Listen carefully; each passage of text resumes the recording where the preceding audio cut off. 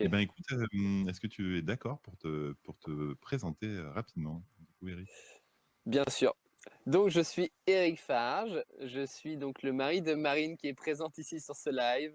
Donc je suis papa de 3 enfants. Je suis passionné de surf depuis mon enfance.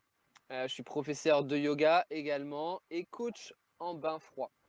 Et ce qui relie un peu toutes ces passions, toutes ces activités, c'est, la connexion à la nature, la connexion à l'environnement, mais également la connexion au corps et puis peut-être même pour aller un peu plus loin, à la connexion à notre essence profonde. C'est vraiment ça qui m'anime, tous les jours et puis moi, ma mission, si je puis dire, c'est vraiment d'aider les gens à retrouver leur plein potentiel. Ça, c'est vraiment ce qui m'importe chaque jour, que ça soit à travers des cours de yoga, à travers, le froid, voilà. Et puis après pour, aller peut-être un peu plus dans le détail, moi j'ai fait une formation de yoga, à la Fédération française de hatha yoga. C'est une école très traditionnelle, fondée par Sri Mahesh et peut-être la particularité de son enseignement, c'est qu'elle est très axée sur la respiration. Ça, c'est vraiment fondamental et c'est pour ça que j'ai voulu, me former, dans cette école-là. Ensuite, j'ai fait une formation, sur le yoga Tummo qu'on appelle aussi le yoga du froid et puis, sur, les fondamentaux de la méthode Wim Hof également. Donc voilà, j'explore depuis plusieurs années tout cet aspect-là, la respiration, le yoga, le froid. Quels sont les liens qu'on peut faire, à travers tout ça pour, reprendre possession de son corps, de sa santé, mais aussi de sa vitalité? Ouais, mais c'est génial parce que, comme dit Laurence, voilà, on est vraiment, super complet ce soir et c'est un rêve qui prend forme et moi j'adore vraiment cette, à la fois improbabilité qu'on soit tous réunis et en même temps cette confiance et pour moi c'est hyper émouvant, je vous dis, parce que c'est comme si, en fait, j'avais sous les yeux, ce que j'ai toujours rêvé, de pouvoir, heu, acquérir comme boîte à outils, comme corde à mon arc et oui, en effet, ça paraît toujours, peut-être plus, in intéressant de percher. On se dit: «Ah, c'est génial, dans les hiérarchies célestes, on va y aller, on va se connecter à tel archange ou à telle divinité», mais pourquoi pas? Tout est possible, on peut jouer à tous les jeux. Mais c'est vrai qu'il y a une partie aussi qu'on a peut-être des fois, plus de réticence à faire. C'est-à-dire, c'est aller en profondeur, dans cet ancrage, dans ce rapport à soi. Je me souviens d'un ami, qui me demandait, de lui transmettre des techniques d'ancrage. Je lui dis: «Bah, en fait, tu vas faire du jardinage ou tu vas aller te balader Mmh. dans la nature?» «Oui, non, mais est-ce que tu as pas une méditation pour aller m'ancrer?» «Non, mais juste tu vas sortir dehors et tu vas te connecter à un arbre et tu vas le toucher, tu vas toucher la terre, en fait». Et il avait du mal à comprendre que ça soit aussi simple que ça.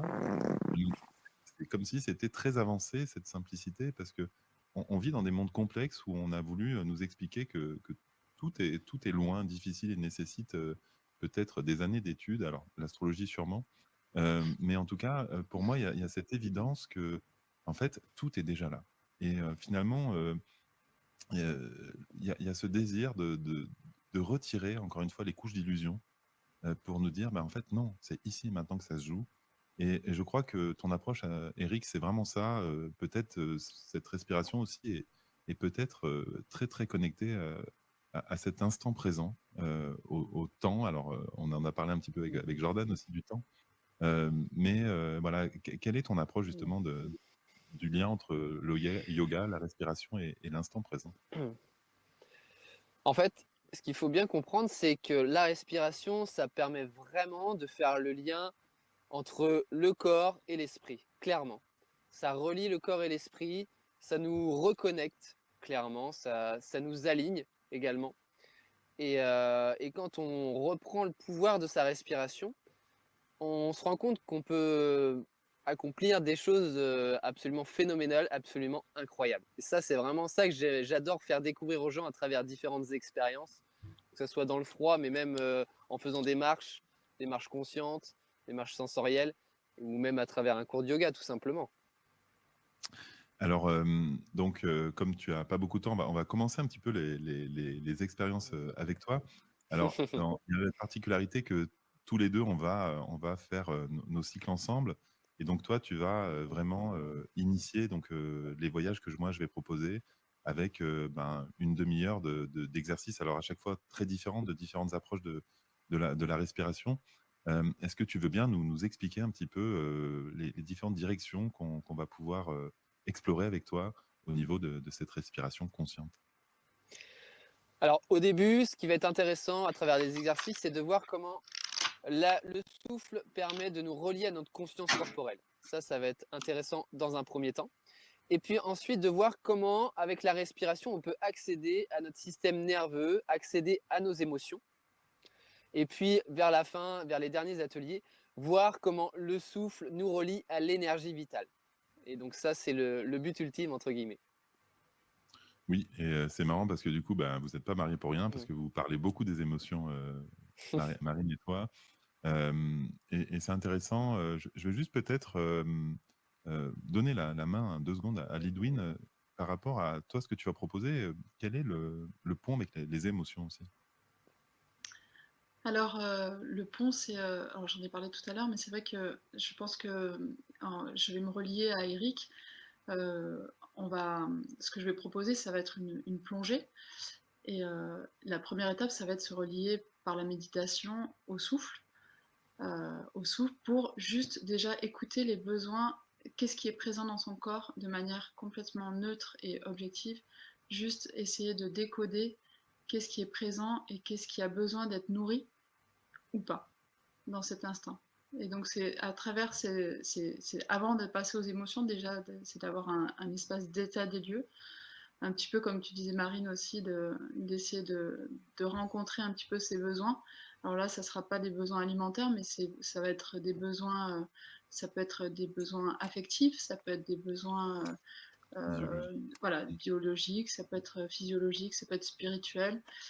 Faire un état des lieux et après, comment, à partir de ça, essayer de mettre en mouvement et peut-être au bout d'un moment harmoniser avec des pratiques qui vont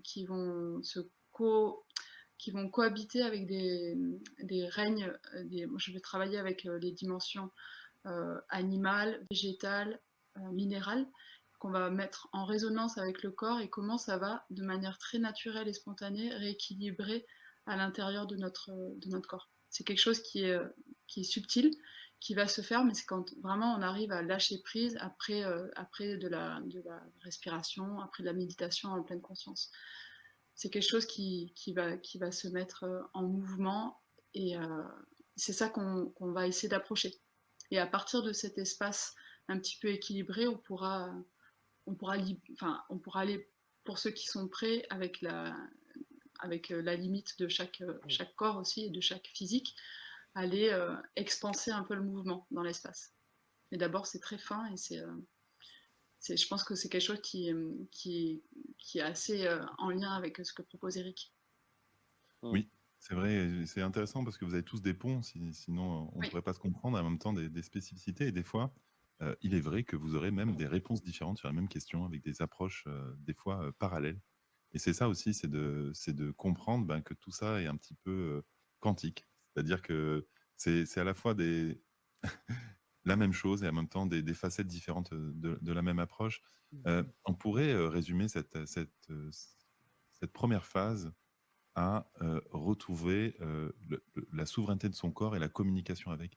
On part du principe, depuis qu'on est né, que on a ce corps, il est déjà à nous, et que il fait partie du décor et que c'est déjà quelque part induit, que ce corps est le nôtre, et puis que voilà, ça c'est nous. Et en fait, il n'y a rien d'évident là-dedans. Et surtout, ce n'est pas vrai. En fait, c'est-à-dire que à la fois c'est nous et c'est pas nous, et à la fois on n'en a pas les commandes, ou en tout cas ça demande peut-être un apprentissage.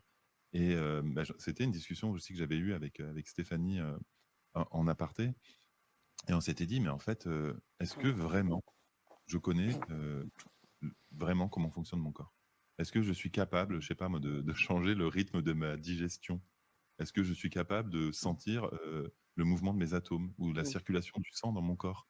Et finalement, c'est là où aussi l'apport d'Éric, on va reprendre un petit peu Mm. je vais redonner la main à Éric. Il y a vraiment, toi, tu nous parlais, par exemple, en préparation d'aller en contact avec ces mitochondries aussi. Hem, est-ce que, justement, on va, par ton apport, vraiment sentir physiquement certains aspects et parties de notre corps qu'on n'avait jamais senti auparavant? Tout à fait, tout à fait. Je pense vraiment que la respiration peut nous permettre de nous reconnecter à notre corps. Alors effectivement, ça demande un peu d'entraînement, ça demande un peu d'écoute, de ressenti. C'est quelque chose qui va se travailler, hein. Faut pas se leurrer. C'est pas du jour au lendemain qu'on peut avoir cette conscience corporelle, mais on peut assez rapidement ressentir pas mal de choses. Oui. Alors, bah, écoute, ce que je te Mm. propose, Eric, et là, on va après te libérer, enfin libérer si tant est que tu étais enfermé avec nous, te délivrer aussi. C'est donc chacun de nos amis, bien sûr, proposera un petit échantillon de ce qu'on va vous proposer pour que vous sachiez dans quoi vous allez, ben, dans quel train vous allez monter avec nous, voilà.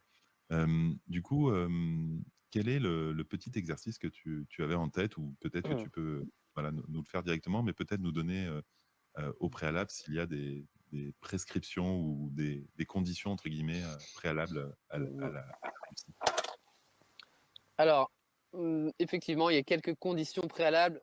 J'appelle ça la vague énergétique. Donc c'est assez puissant. Donc c'est pour ça qu'il va être important, d'être, assis confortablement. Surtout pas en voiture comme moi en ce moment. Non, mais pas au volant, en tout cas de sa voiture, si vous êtes en train d'écouter.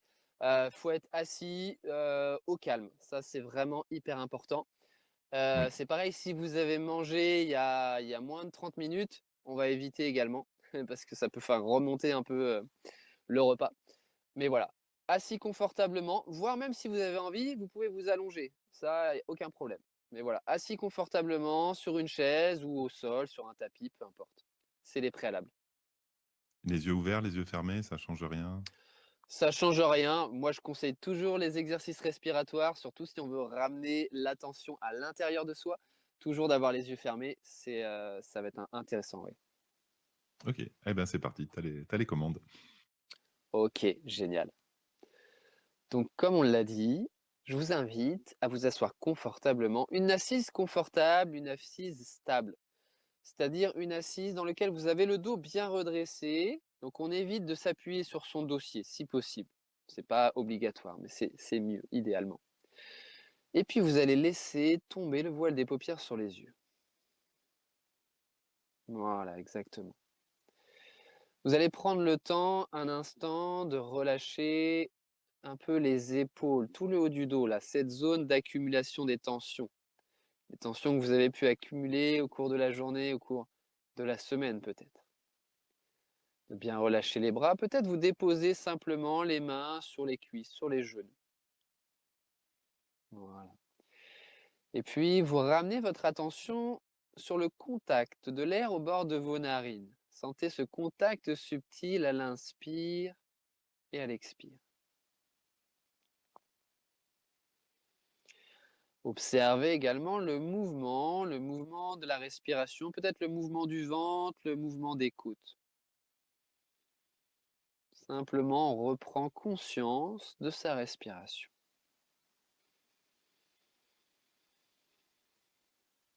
Voilà. Et puis, on va d'abord mobiliser un peu l'appareil respiratoire pour lui redonner d'abord un peu d'amplitude. Donc, tout doucement, sur une inspiration, prenez le temps de laisser votre ventre se gonfler, vos côtes s'écarter, et puis c'est comme si vous vouliez diriger le souffle au sommet du crâne. Voilà, tout doucement, vous expirez. Vous inspirez au niveau du ventre, des côtes, tranquillement. Vous expirez doucement, tout doucement. Vous suivez votre propre rythme. La respiration est lente, profonde, sans effort.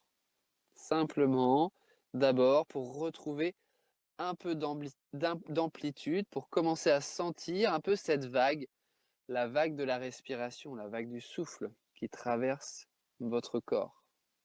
Elle traverse votre corps tout au long de la journée sans que vous en ayez même conscience. Ici, on remet un peu de conscience sur le souffle. Très bien. Vous pouvez laisser à présent votre respiration naturelle revenir. Je vais vous expliquer l'exercice qu'on va faire. Donc cet exercice va être en 3 phases. Il va d'abord y avoir une phase de respiration consciente, de respiration énergique plutôt, énergique. Donc ça va être assez rapide. Généralement, la respiration se fait toujours par le nez, mais là, exceptionnellement, je vais vous faire un exercice où on va respirer par la bouche. Cette respiration va peut-être pas être très confortable, en tout cas la première phase. Mais vous allez être bien à l'écoute de vos sensations, de ce qui se passe dans votre corps. Si vraiment c'est inconfortable, alors vous respirez normalement et les effets vont se dissiper. Donc on va faire à peu près 30-40 respirations profondes. Une respiration par la bouche, où on va prendre le temps d'inspirer le ventre, les côtes, la zone des clavicules.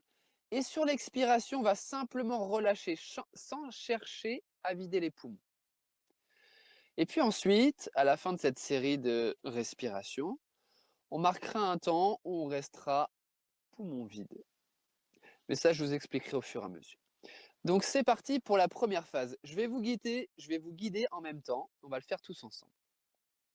Donc respiration par la bouche, une respiration profonde, le ventre, les côtes, la zone des clavicules. C'est parti, on inspire. On expire, on inspire profondément. On relâche simplement sur l'expire. Inspirez.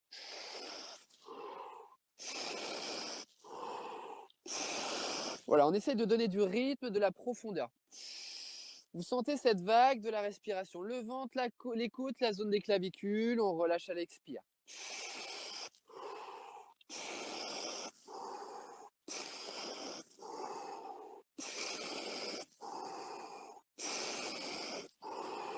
Et observez les sensations, observez tout ce qui se passe dans votre corps.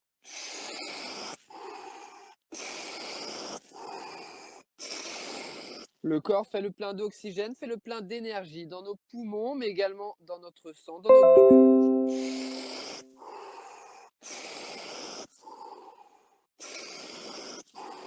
Allez, encore 10 respirations profondes.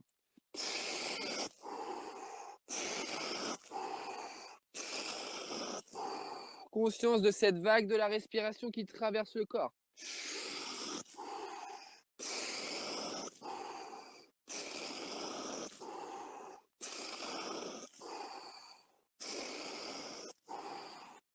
Et puis tous ensemble, inspirez profondément. Relâchez l'expire, puis bloquez la respiration, poumon vide, un instant. Voilà, très bien. Sentez ce calme, cette tranquillité dans tout votre corps. L'oxygène, l'énergie accumulée pendant la première phase, va aller au plus profond de vos cellules, dans les mitochondries, pour venir activer ces petites centrales d'énergie dans notre corps. Sentez, ressentez l'énergie qui circule, peut-être dans le bout des doigts, dans les orteils. Surtout, ne forcez pas la rétention quand vous avez besoin de respirer, laissez faire. Tous ensemble, on va laisser revenir la respiration. On va rééquilibrer un peu tout ça. Vous allez inspirer en comptant 4 secondes. Respiration par le nez à présent. Puis vous allez expirer sur 8 secondes. 1, 2, 3, 4, 5, 6, 7, 8. J'inspire 4. 1, 2, 3, 4. J'expire 8. 1, 2, 3, 4, 5, 6, 7, 8. Continuez à votre rythme. Sentez. Sentez le corps qui se rééquilibre, le taux d'oxygène, le taux de CO2. Et puis observez, observez bien les sensations. Ce calme, cette tranquillité. Simplement en quelques minutes, grâce à la respiration. On a relancé l'énergie dans le corps et en même temps, on a apaisé le mental, l'esprit. Je vous propose de faire une dernière respiration, un dernier cycle. Vous inspirez sur 4 secondes, puis vous expirez doucement, tout doucement, sur 8 secondes. Prenez votre temps. Voilà. Laissez votre respiration naturelle revenir. Gardez les yeux fermés encore un instant, puis observez. Observez toutes les sensations. Tout doucement, à votre rythme. Un peu comme lorsqu'une pellicule, lorsqu'un film, les couleurs reviennent, vous allez tout doucement laisser les paupières s'ouvrir, tout doucement. Laissez la lumière rentrer progressivement. Voilà. Puis vous ouvrez les yeux. Vous êtes ici, revenu. Je serais très heureux de savoir comment s'est passée cette expérience, quelles sont les sensations que vous avez pu ressentir. N'hésitez pas à partager avec nous dans le chat comment ça s'est passé pour vous, cette expérience. Alors moi déjà, je peux témoigner que j'ai ressenti plein de picotements et ouais, je pense que j'ai senti, même tu vois, j'ai des tensions qui ont commencé un peu à céder. En tout cas, je sens que Lidwin et Marine se sont détendus. Elles ont un petit peu bâillé. Et moi, en tout cas, je sens, ouais, que ça a peut-être défait un petit peu certains nœuds et que ça refait circuler, mon énergie. Voilà. Je sais pas si, Marine ou Lidwin veulent faire un petit retour sur l'expérience? Une des 2. Ouais, bah, vas-y Marine. T'en prie, Marine. Oui. Oui, bah, moi je fais que de bailler, donc oui, ça m'a vraiment bien détendue et j'ai senti les picotements aussi. Effectivement, c'était profond. Merci Eric. Merci. Merci. Et toi Lidwin? Alors moi, au début, c'était un peu intense et inconfortable. J'avais besoin d'éructer. Enfin, il y avait plein de choses. Oh, ça débordait un peu. Et et ça s'est calmé quand on a fait une expire et qu'on est resté dans le silence. J'ai beaucoup apprécié ce silence qui fait émerger tout ce qui est en vie finalement à l'intérieur. Ça pétille.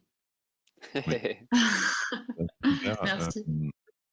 Alors ce que je propose, c'est qu'on va un petit peu continuer Eric et puis on va attendre un petit peu quelques commentaires, qui vont arriver. En tout cas, voilà le pétillement, aussi pour Aurélia, picotement aussi pour elle, Brigitte qui nous dit, beaucoup de chaleur, même de transpiration, circulation du sang activée, d'effet des nœuds aussi, Ouais. ouais, voilà. Alors si je peux ajouter quelques petites précisions, parce qu'il y a beaucoup de choses à dire, mais voilà, juste pour rajouter. Pendant cette première phase-là où on fait un peu des hyperventilations, donc ça va venir refaire circuler en général à des endroits où l'énergie circule moins bien. Donc c'est pour ça qu'on peut avoir des picotements, des fourmillements à des endroits bien précis. Ça c'est la première chose. La deuxième chose, c'est que pendant cette phase où on est en suspension de souffle, donc il y a vraiment cet apaisement du mental, mais aussi il faut savoir que c'est pendant cette phase de suspension de souffle où on n'a plus d'échanges gazeux dans les poumons, que l'énergie vitale peut vraiment aller au plus profond de nos cellules, au plus profond de notre corps. Et donc cette phase est vraiment fondamentale. Voilà. Merci infiniment Eric. Bah, écoute, c'était vraiment chouette. Et ben, voilà, en tout cas, beaucoup des personnes qui nous écoutent ont ressenti des effets. Et ben, je te laisse à tes activités. En tout cas, ben, merci pour ce beau moment.